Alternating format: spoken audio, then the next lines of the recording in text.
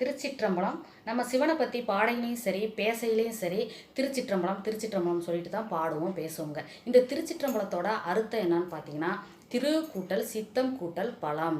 திரு அப்படின்னா இறைவனை குறிக்குதுங்க. சித்தம் அப்படின்னா எண்ணம் செயலை குறிக்குதுங்க.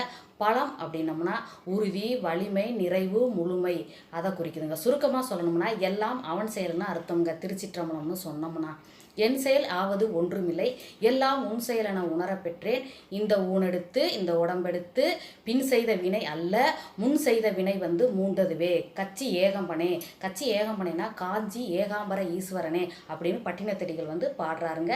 எல்லாம் அவன் செயல்னு அவர் உணர்ந்துட்டாருங்களாமா. அதாவது ஒரு கோயிலில் பொங்கல் கிண்டி கொடுக்குறவங்க, நான் இந்த பொங்கலை கிண்டி கொடுத்தேன், நான் இந்த அன்னதானத்தை பண்ணினேன்னு சொல்லக்கூடாதுங்களாமா. ஏன்னா அவன் செயலால் செஞ்சின்னு சொல்லணுமா. ஏன்னா அந்த பொங்கல் கிண்டின கரண்டியை கையை கொடுத்ததே அந்த கடவுள் தானே. அதனால எல்லாம் அவன் செயல்னு சொல்லணுங்க. திருச்சிற்றம்பலம் திருச்சிற்றம்பலம்.